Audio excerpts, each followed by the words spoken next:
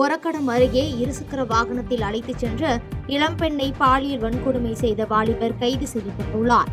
புதுக்கோட்டை மாவட்டத்தைச் சேர்ந்த இளம்பெண் ஒருவர் காஞ்சிபுரம் மாவட்டம் ஒரக்கடம் அருகே உள்ள கிராமத்தில் தங்கி அதே பகுதியில் உள்ள தனியார் நிறுவனத்தில் வேலை செய்து வந்துள்ளார். இவர் தங்கியுள்ள அதே பகுதியில் விழுப்புரத்தைச் சேர்ந்த மணிகண்டன் என்பவர் குடியிருந்து வந்துள்ளார். இருவரும் நட்பாக பேசி பழகி வந்த நிலையில் அப்பெண்ணிற்கு உடல்நிலை சரியில்லாத காரணத்தினால் மருத்துவமனைக்கு நடந்து சென்றுள்ளார். அப்பொழுது அவ்வழியாக வந்த மணிகண்டன் தான் மருத்துவமனைக்கு அழைத்துச் செல்வதாக கூறி அப்பெண்ணை அடர்ந்த முற்பதற்கு அழைத்துச் சென்று அப்பெண்ணை அடித்து மிரட்டி பாலியல் வன்கொடுமை செய்துள்ளார். பின்னர் அங்கிருந்து தப்பி வந்த இளம்பெண் தனியார் மருத்துவமனையில் சிகிச்சை பெற்ற ஸ்ரீ பெருமுதூர் அனைத்து மகளிர் காவல் நிலையத்தில் இதுகுறித்து புகார் அளித்துள்ளார். அதன் பேரில் விழுப்புரத்தைச் சேர்ந்த மணிகண்டனை போலீசார் கைது செய்து அவர் மீது வழக்கு பதிவு செய்து நீதிமன்ற காவலுக்கு அனுப்பி வைத்துள்ளனர்.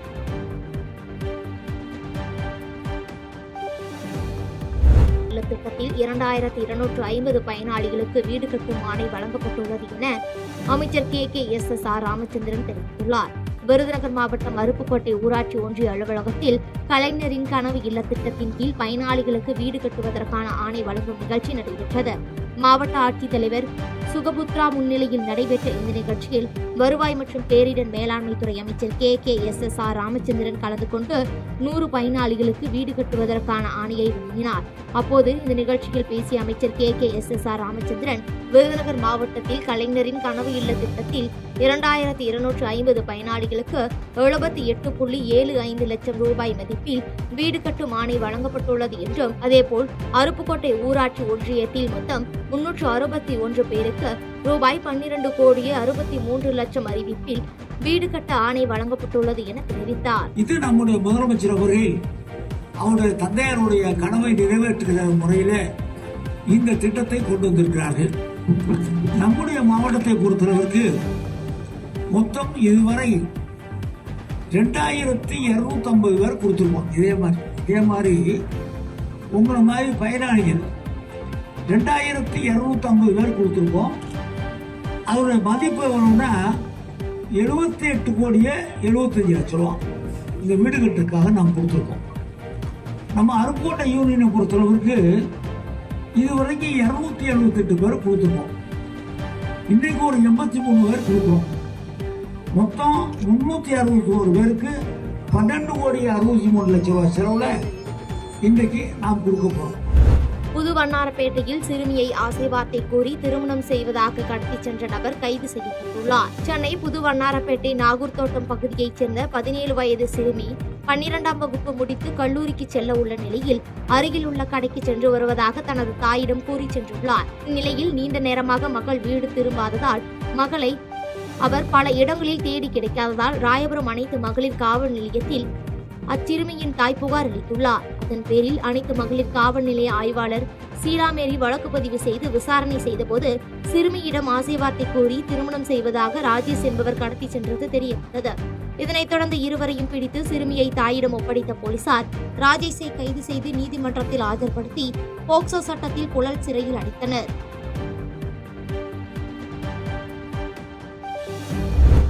உச்சநீதிமன்றம் வழங்கிய தீர்ப்புக்கு தாங்கள் வரவேற்கிறோம் என புரட்சி பாரத கட்சியின் மாநில துணை செயலாளர் பூவை ஆறுமுகம் பேட்டியளித்துள்ளார். கடந்த சில தினங்களாக புரட்சி பாரதம் கட்சியின் மாநில தலைவர் ஜெகன்மூர்த்தியை ஆள்கடத்தல் வழக்கில் தீவிரமாக போலீசார் தேடி வந்தனர்.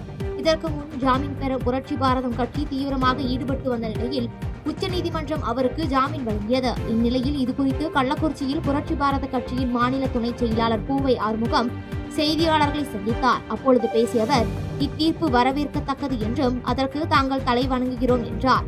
மேலும் திமுக அரசு பல ஊழல்கள் செய்வதை ஜெகன்மூர்த்தி அவர்கள் சொல்லி வருவதால் அவருக்கு இதுபோன்ற சம்பவம் நடைபெற்றுள்ளது என்றும் இதற்கு முழுக்க முழுக்க திமுக அரசுதான் காரணம் என்றும் பாதித்த பெண் வீட்டிற்கு சென்று நியாயம் கேட்டபோதுதான் இதுபோன்ற சம்பவம் நடைபெற்றது என்றும் தெரிவித்தார்.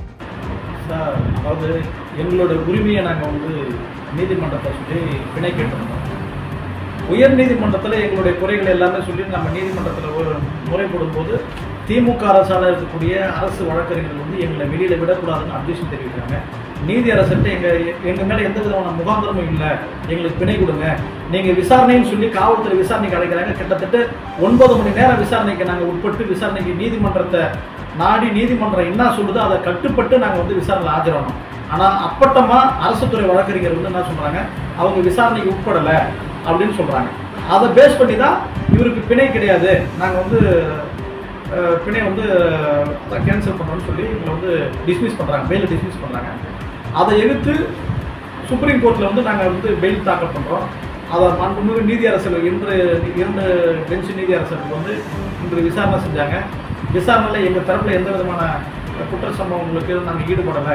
அப்படி சப்போஸ் நீங்கள் எந்த விசாரணைக்கு அழைத்தாலும் நாங்கள் வந்து ஆஜராகவும் விசாரணைக்கு உட்படுவோம் என்று சொல்லி நீதிமன்றத்தை நாடும் போல நீதியரசர்கள் வந்து எங்களை கைது செய்ய தடை செய்ய உத்தரவும், அதாவது கைது செய்யக்கூடாதுன்ற தடை உத்தரவும் ப்ளஸ் நிரந்தர பெயிலும் கொடுத்து எங்களுக்கு வந்து பண்ணியிருக்காங்க.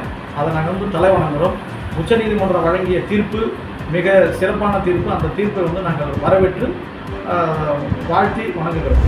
காட்பாடி அருகே நடைபெற்ற திருமண நிகழ்ச்சியில் தன்னுடைய அரசியல் வாழ்வுக்கு அடித்தளமிட்டது, பிள்ளையார் சுழி போட்டது இந்த காட்பாடி தொகுதிதான் என துணை முதலமைச்சர் உதயநிதி ஸ்டாலின் பெருமிதம் தெரிவித்தார். வேலூர் மாவட்டம் காட்பாடி வடக்கு பகுதி திமுக செயலாளர் வன்னியராஜாவின் இல்ல சீர்திருத்த திருமண விழா கல்புதூர் பகுதியில் நடைபெற்றது.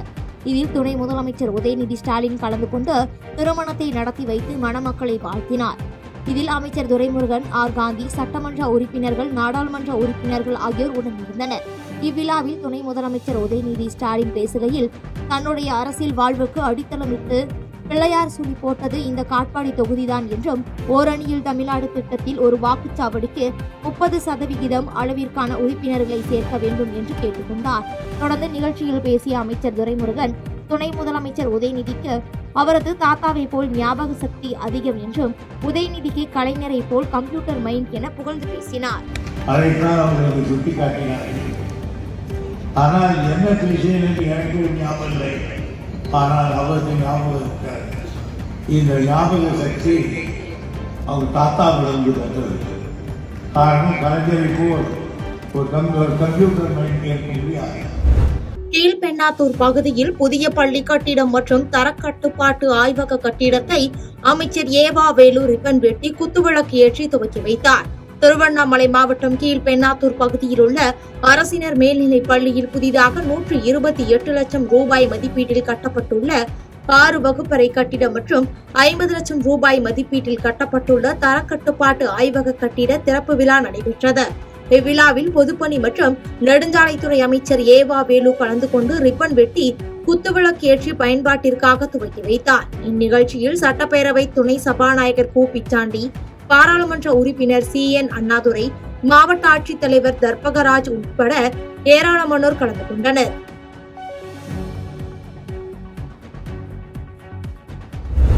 அன்னவாசல் அருகே தீ விபத்தால் பாதிக்கப்பட்ட குடும்பங்களை நேரில் சென்று சந்தித்து நிதி உதவியும் நிவாரணப் பொருட்களை முன்னாள் அமைச்சர் வழங்கினார். புதுக்கோட்டை மாவட்டம் விராலிமலை அருகே நேற்று நள்ளிரவு ஏற்பட்ட தீ விபத்தில் சுமார் 10 குடும்பங்களின் வீடுகள் தீயில் எரிந்து நாசமாயின. இந்த சம்பவத்தை அறிந்த முன்னாள் அமைச்சர் விராலிமலை சட்டமன்ற உறுப்பினர் டாக்டர் சி விஜயபாஸ்கர் நேரில் சென்று பாதிக்கப்பட்ட குடும்பங்களுக்கு நிவாரண உதவியை அளித்து ஆறுதலை தெரிவித்தார். மேலும் அந்த பகுதியில் தீ விபத்தால் பாதிக்கப்பட்ட லேப்டாப், புத்தகம், நோட்டு உள்ளிட்டவற்றை இழந்த கல்லூரி இளைஞர்களையும் பள்ளி குழந்தைகளையும் நேரில் சந்தித்து ஆறுதல் தெரிவித்தார். இந்த நிகழ்வில் மாவட்ட கழக அவைத்தலைவர் ராமசாமி, ஒன்றிய செயலாளர் முத்தமிழ் செல்வன் உள்ளிட்டோர் உடனிருந்தனர்.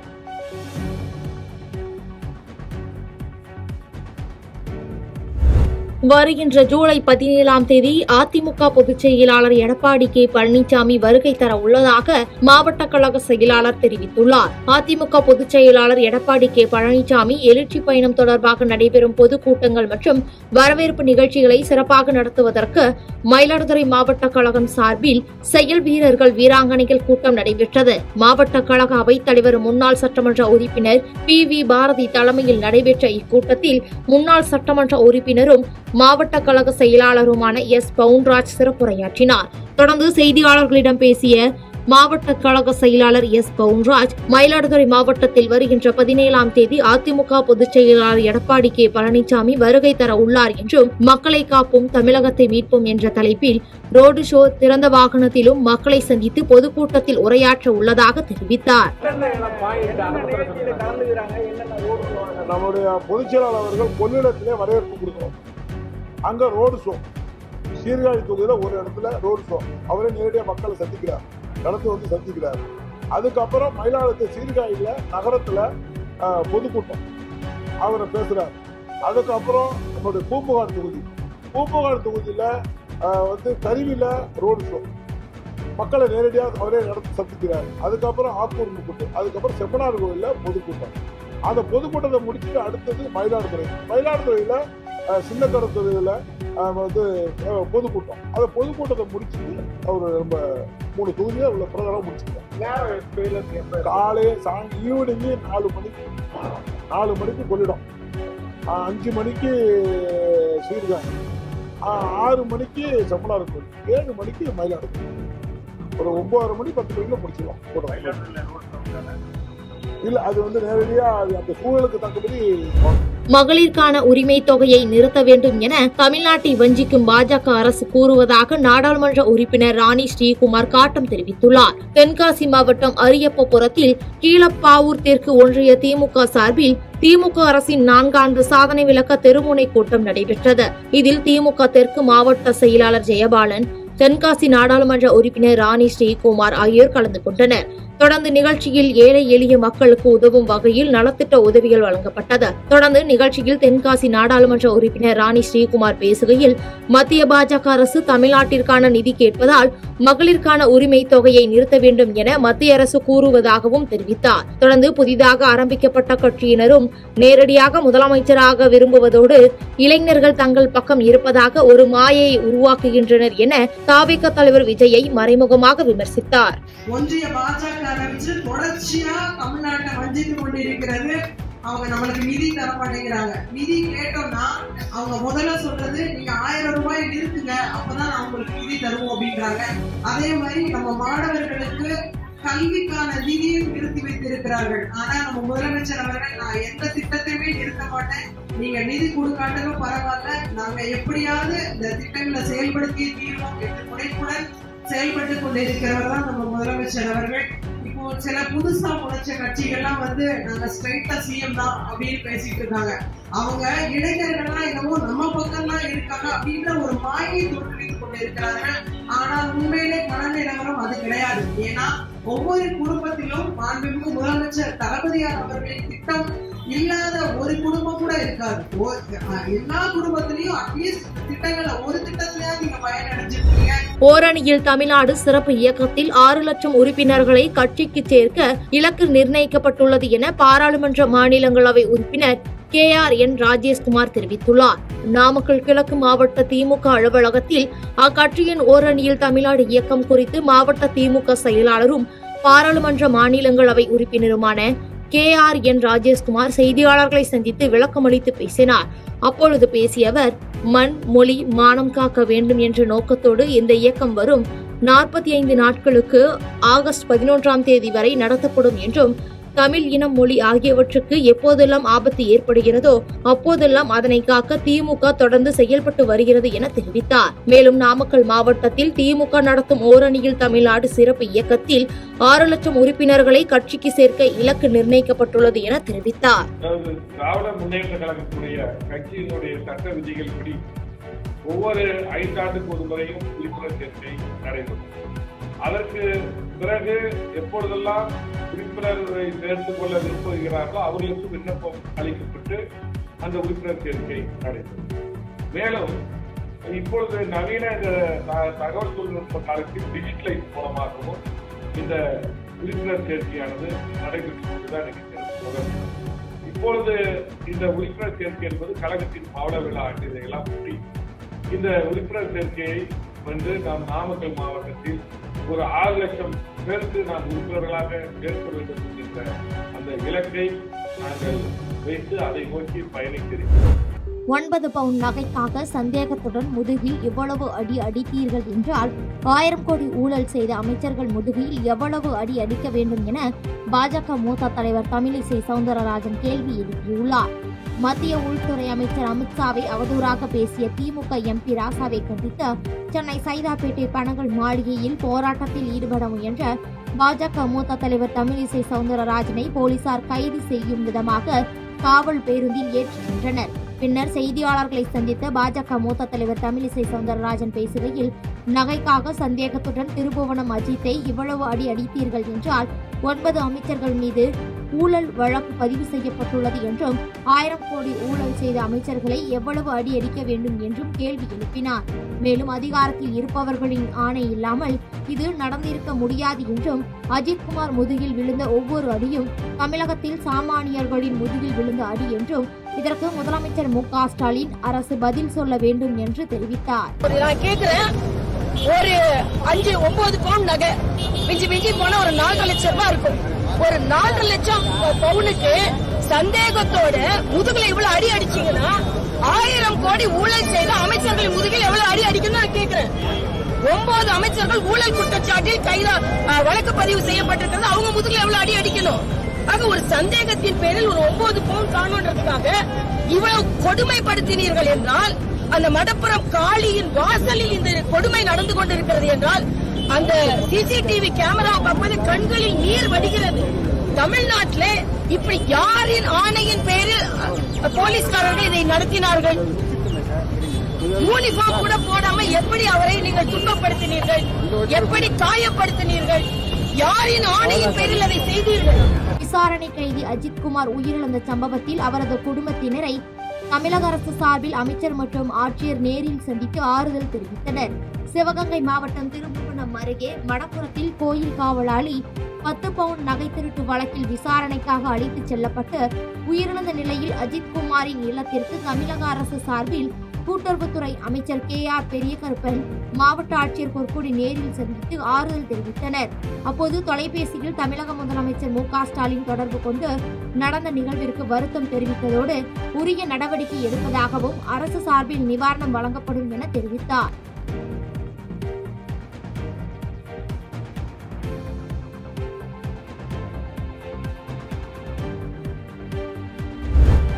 அருகே சொல் பேச்சு கேட்காத குழந்தைகளுக்கு சூடு வைத்த தாயின் செயல் அதிர்ச்சியை ஏற்படுத்தியுள்ளது. திருவள்ளூர் மாவட்டம் பொன்னேரியில் கடந்த சில ஆண்டுகளாக பாதாள சாக்கடை பணிகள் நடைபெற்று வருகின்றன. இந்த பணிகளுக்காக பல்வேறு ஊர்களில் இருந்து தொழிலாளர்கள் வந்து தங்கி வேலை செய்து வருகின்றனர். அங்கு வசித்து வரும் குழந்தைகள் 20 கைகளில் காயம் இருந்ததை கண்டு அப்பகுதி மக்கள் அங்கு சென்று விசாரணை நடத்தி காவல்துறைக்கு தகவல் அளித்து குழந்தைகளை பொன்னேரி அரசு மருத்துவமனையில் சிகிச்சைக்காக சேர்த்தனர்.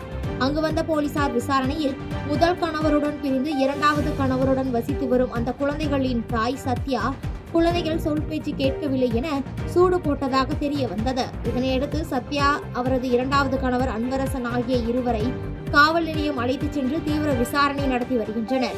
மேலும் இந்த சம்பவம் தொடர்பாக குழந்தைகள் பாதுகாப்பு அதிகாரிகளுக்கு தகவல் தெரிவித்து நடவடிக்கை எடுக்கப்படும் எனவும் காவல்துறை தரப்பில் தெரிவிக்கப்பட்டுள்ளது.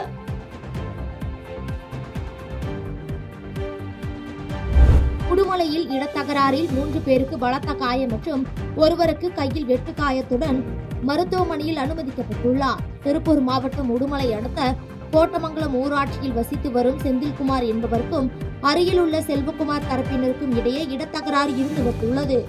இந்நிலையில் செல்வகுமார் தரப்பினர் இடத்தின் தடத்தை மறைத்து சுற்றுச்சுவர் கட்டியுள்ளார். இந்த சுற்றுச்சுவரை இடிக்கச் சென்ற செந்தில்குமாரின் குடும்பத்தார்களையும் தோட்டத்தில் வேலை செய்யும் வேலையாட்களையும் தாக்கியதில் 3 பேருக்கு மண்டை உடைந்ததுடன் தோட்டத்தில் வேலை செய்து வரும் ராஜேந்திரன் என்பவருக்கு கையில் பலத்த வெட்டு காயங்களுடன் உடுமலை அரசு மருத்துவமனையில் அனுமதிக்கப்பட்டுள்ளார். மேலும் வீட்டில் யாரும் இல்லாதபோது கதவு, கண்ணாடி, ஜன்னல்களை அடித்து உடைத்துள்ளனர். மேலும் தங்கள் உயிருக்கு பாதுகாப்பு இல்லாத சூழ்நிலை உள்ளது என்றும் தங்களுக்கு அதிகாரிகள் உரிய பாதுகாப்பும் தீர்வும் வழங்க வேண்டும் என்று பாதிக்கப்பட்ட செந்தில்குமாரின் மகள் உமா மகேஸ்வரி செய்தியாளர்களிடம் தெரிவித்தார். ஒரு இடம் விடாம பூரா கண்ணாடி சீலா இருக்குது. பைக்கு முதற்கொண்டு பைக்கு, தண்ணி டேங்கு எல்லாத்தையுமே உடைச்சிருக்காங்க சார். லைட்டு எல்லாத்தையுமே உடைச்சிட்டாங்க. வீட்டுக்குள்ள ஒரு பொருள் பூரா பக்கமே கண்ணாடி சீலா செதறி கிடக்குதுங்க. நைட்டுக்கு நாங்க எங்க தங்குறதுன்னே தெரியுங்க சார். ரிலேஷன் வீட்டுல தான் நாங்க தங்கிட்டு இருக்கிறோம் 2 நாளா. இப்ப என்ன பண்றதுன்னு தெரியுங்க சார். இது ஆளுங்கட்சி எதிர்கட்சி அப்படின்னு பார்க்காம எங்களுக்கு ஒரு உரிய நடவடிக்கை எடுத்து எங்களுக்கு இதை சீக்கிரமா மீட்டு தரணும், அந்த தடத்தை மறுபடியும் மீட்டு தரணும் அப்படின்னு நாங்க கேட்டுக்கிறோங்க சார். எங்களுக்கு இதை கிட்ட வேற வழி இல்லைங்க. நீங்க தான் என்னன்னு பார்த்து கொடுக்கணுங்க சார். திமுகவில் நாங்கள் இத்தனை தொகுதி வேண்டும் என நிபந்தனை விதிக்கவில்லை என வைகோ தெரிவித்துள்ளார். மறுமலர்ச்சி திராவிட முன்னேற்ற கழகத்தின் கோவை மண்டல செயல் வீரர்கள் கூட்டம் திருப்பூர் வாவிப்பாளையம் பகுதியில் உள்ள தனியார் அரங்கில் நடைபெற்றது. இதில் அக்கட்சியின் பொதுச் செயலாளர் வைகோ, முதன்மை செயலாளர் துரை வைகோ மற்றும் கட்சியின் முக்கிய நிர்வாகிகள் என 1000க்கும் மேற்பட்டோர் கலந்து கொண்டனர். இதனைத் தொடர்ந்து செய்தியாளர்களை சந்தித்த மறுமலர்ச்சி திராவிட முன்னேற்ற கழகத்தின் பொதுச் செயலாளர் வைகோ, திமுகவில் தாங்கள் இத்தனை தொகுதி வேண்டும் என நிபந்தனை விதிக்கவில்லை என்று தெரிவித்தார். மேலும் லாக்அப் மரணங்கள் தொடர்ந்து நடைபெற்று வருகிறது என்றும் அஜித்குமார் உயிரிழப்பு காவலர்கள் அடித்துக் கொன்றதுதான் என அப்பட்டமாக தெரிகிறது என்றும் தமிழக முதலமைச்சர் 6 பேரை பணியிடை நீக்கம் செய்துள்ளார் என்றும் இந்நிலையில் காவல்துறை போலியான தகவல்களை சொல்வது கண்டிக்கத்தக்கது என தெரிவித்தார்.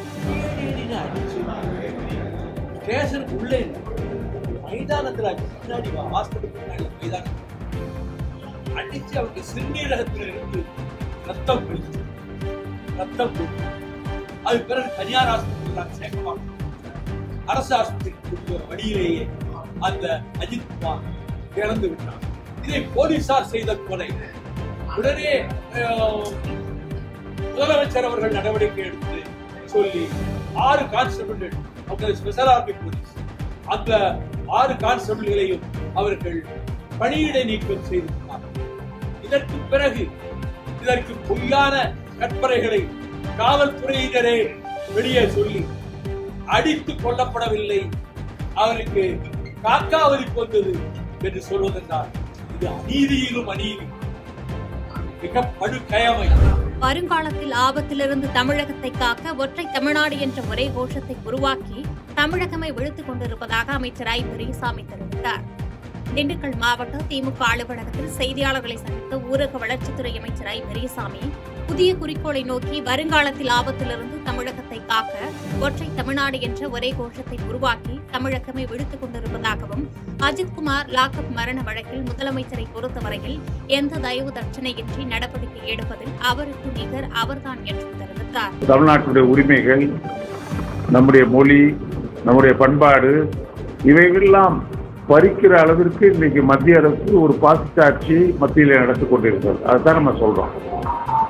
ஆகவே தமிழ்நாட்டு மக்களை ஓர் அணியில் கொண்டு வந்து நம்முடைய உரிமைகளை பாதுகாக்க நம்முடைய முதல்வர் அறிவித்ததை போல மக்களை தயார் செய்ய வேண்டும். அதுதான் இப்ப நம்ம செய்ய போறக்கூடிய ஓர் அணியில் தமிழகம் என்ற கோட்பாடு, முதலமைச்சர் உருவாக்கிய கோட்பாடு ஒரு உன்னதமான கோட்பாடு, இதுவரை யாரும் சிந்திக்காத கோட்பாடு. காவல்துறையில வச்சு மரணம் ஏற்பட்டு காவல் நிலையத்தில் தொடர்ந்து நிறைய லாக்அப் மரணங்கிறது நமக்கு அதை விசாரிச்சா தான் தெரியும். ஏன்னா அதனுடைய விசாரணையில் இருக்கிறது. நிச்சயமா உங்களுக்கே தெரியும், முதலமைச்சரை பொறுத்தளவில் எந்த தயவு ஆட்சியும் இல்லாமல் நடவடிக்கை எடுப்பதில் அவருக்கு நிகர் அவர்தான். மத்திய அரசு 100 நாள் வேலை திட்டத்தை படிப்படியாக குறைத்து தற்போது 100 நாள் வேலை திட்டமே இல்லாத அளவிற்கு செய்துள்ளதாக கரூர் நாடாளுமன்ற உறுப்பினர் ஜோதிமணி குற்றம் சாட்டியுள்ளார். திண்டுக்கல் மாவட்டம் தென்னம்பட்டியில் செய்தியாளர்களை சந்தித்த கரூர் எம்பி ஜோதிமணி அதிமுக எதிர்க்கட்சியாக இருந்தாலும் கூட அதனை அழிக்க வேண்டும் என்பது தங்கள் எண்ணமில்லை என்று தெரிவித்தார். தமிழகம் முழுவதும் கிளைகள் கொண்ட ஒரு எம்ஜிஆர், ஜெயலலிதா போன்ற 2 தலைவர்களால் உருவாக்கப்பட்ட கட்சி இன்று பாஜகவிடம் அடகு வைக்கப்பட்டு உள்ளதற்கு வருத்தம் அடைவதாகவும் கூறினார்.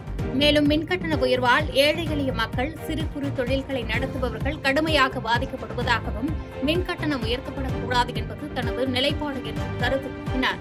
பாரதிய ஜனதா கட்சி எந்த கட்சியுடன் கூட்டணி வச்சதோ அந்த கட்சியை அழிச்சு தான் அவங்க மேல் வந்திருக்காங்க. இன்று அதிமுகவின் முறையா அது இருக்குதுங்கிறத நான் வருத்தத்தோட சொல்றேன். அதிமுக எதிர்கட்சி தான், அதுக்காக அந்த கட்சியை அழியணும் நாங்க நினைக்க மாட்டோம். ஏன்னா ஒரு தமிழகம் முழுக்க கிளைகளை கொண்ட ஒரு எம்ஜிஆர், ஜெயலலிதா ஒரு 2 பெரும் தலைவர்களால் நிர்வகிக்கப்பட்ட கட்சி இன்னைக்கு அது பாஜகவுக்கு அடகு வைக்கப்பட்டது அப்படிங்கறத நினைச்சு நான் வருத்தப்படுறேன். அதை பத்தி தான் நத்தன் விஸ்வநாதன் அவர்கள் யோசிக்க வேண்டும். எங்க கூட்டணி நாங்க பார்த்துக்கோம். பிரேத பரிசோதனை அறிக்கையை பார்த்த நீதிபதி அதிர்ச்சி அடைந்ததாக லாக்அப் மரணம் அஜித்குமார் வழக்கு குறித்து வழக்கறிஞர் ஹென்றி டிபன் தெரிவித்தார். திருப்புவனம் லாக்அப் மரணம் வழக்கு தொடர்பாக மதுரை உயர்நீதிமன்ற கிளையில் விசாரணை நடைபெற்றது. இந்த நிலையில் விசாரணைக்கு பின்னர் நீதிமன்றத்துக்கு வெளியே செய்தியாளர்களை சந்தித்த வழக்கறிஞர் ஹென்றி டிபன் திருப்புவனத்தில் காவலில் எடுக்கப்பட்டு கொடூர சித்திரவதையால் ஒரு சிறப்பு குழு மூலமாக கொலை செய்யப்பட்ட அஜித் சார்பில் பல அமைப்புகள், பல இயக்கங்கள், பல வழக்கறிஞர்கள் மற்றும் திருப்புவனத்தில் பணி செய்கின்ற வழக்கறிஞர்கள் உள்ளிட்டவர்கள் இணைந்து உயர்நீதிமன்றத்தில் நீதி கேட்டு மனு தாக்கல் செய்ததாகவும் அனைத்து வாதாடிய வழக்கறிஞர்கள் சார்பில் தான் பேசுவதாக தெரிவித்தார். மேலும் பிரேத பரிசோதனை அறிக்கையை பார்த்த நீதிபதி அதிர்ச்சியடைந்ததாகவும் 8ஆம் தேதிக்குள் முழு அறிக்கையை சமர்ப்பிக்க நீதிபதி உத்தரவு பிறப்பித்துள்ளதாக தெரிவித்தார். பின்பு நீதியரசர் அனைத்து விஷயங்களையும் குறிப்பிட்டு போஸ்ட்மார்ட்டத்தை போஸ்ட்மார்ட்டம் சர்டிபிகேட் டீன் கொண்டு வரவில்லை, கொடுக்கவில்லை என்ற புகாரின் காரணத்தினால் அவரை வரவேற்று அவரிடமிருந்து சீல்டு கவர்ல போஸ்ட்மார்ட்டம் பிரிலிமினரி சர்டிபிகேட்டை வாங்கி ரிப்போர்ட்டை வாங்கி அதுல 44 கொடூர காயங்கள் இருக்கு என்பதை அவர் குறிப்பிட்டு அதிர்ச்சி அடைந்தார். ஒரு காயங்கள் இருக்காது என்பதை நீதியரசர் குறிப்பிட்டார் என்பதை குறிப்பிட விரும்புகிறேன். அது முடிந்த பிறகு இறுதியாக தன்னுடைய அரசு தரப்பு முழுமையாக இது நடக்கக்கூடாத ஒரு சித்திரவதை, ஒரு வன்முறை என்று அரசு ஏற்றுக்கொள்கிறது என்று பொறுப்புடன் அரசு கூறியது என்பதை இங்கே கூற கடமைப்பட்டிருக்கிறேன். இறுதியில் நீதிமன்றத்துடைய ஆணை என்னவென்றால், மதுரை 4வது additional session judge John Sunderlal Suresh அவரை என்கொயரி ஆபீசராக நியமனம் செய்து அந்த என்கொயரி ஆபீசரிடம் அனைத்து தஸ்தாவேஜுகளும் இதை சார்ந்திருக்கக்கூடிய சாட்சியங்களும் அவரிடம் 2-3 நாட்களில் ஒப்படைக்க வேண்டும். அவர் ஆய்வு செய்து 8/7/26க்குள் நீதிமன்றத்துக்கு தன்னுடைய அறிக்கையை முழுமையாக அவர் சமர்ப்பிக்க வேண்டும் என்ற ஆணை அவர்கள் குறிப்பிட்டிருக்கிறார்கள். திமுக சார்பில் நடத்தப்படும் ஓரணியில் தமிழ்நாடு உறுப்பினர் சேர்க்கை முகாமில் மயிலாடுதுறை மாவட்டத்தில் உள்ள வாக்காளர்களில் 60% பேரை திண்ணை பிரச்சாரம் மூலம் திமுகவில் உறுப்பினர்களாக சேர்க்க தீவிர பயிற்சி நடைபெற்று வருவதாக திமுக மாவட்ட செயலாளரும் சட்டமன்ற உறுப்பினருமான நிவேதா எம் தெரிவித்தார். மயிலாடுதுறை மாவட்ட திமுக அலுவலகத்தில் செய்தியாளர்களை சந்தித்த அவர், நாடாளுமன்ற தேர்தலில் தமிழ்நாட்டில் வெற்றி பெறாத சூழலில் பாஜக அரசு தமிழ்நாட்டு மக்கள் மீது பல்வேறு தாக்குதல்களை நடத்தி வருவதாக குற்றம் சாட்டினார்.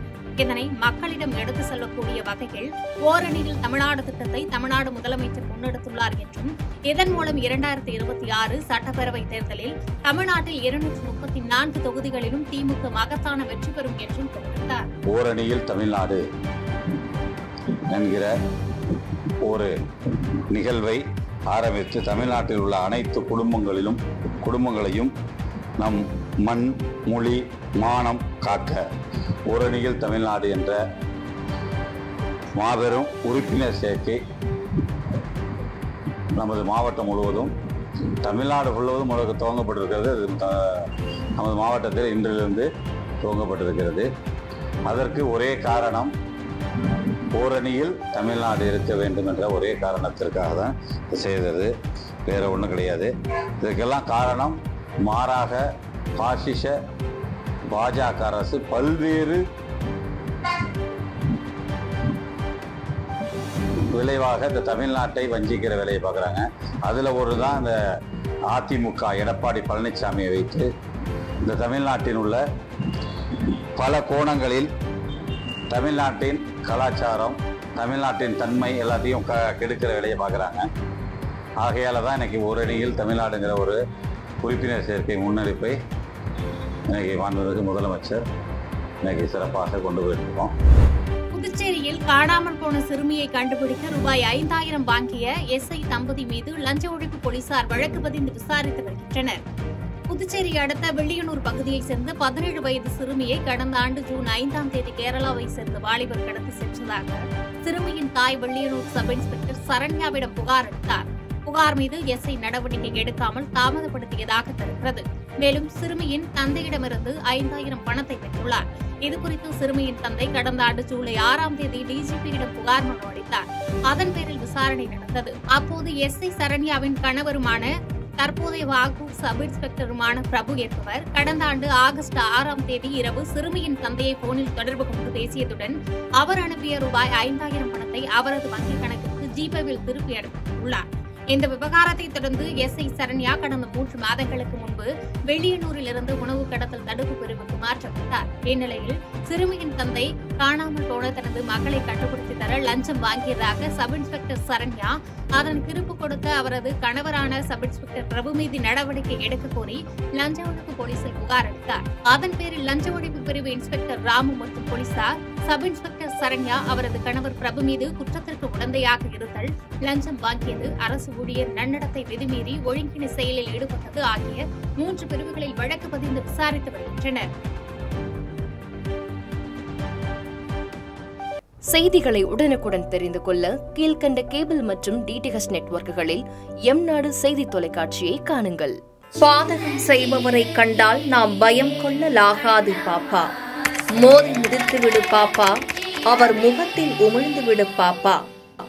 அண்மை செய்திகளை உடனுக்குடன் தெரிந்து கொள்ள இணைந்திருங்கள் எம் நாடு தொலைக்காட்சியுடன்.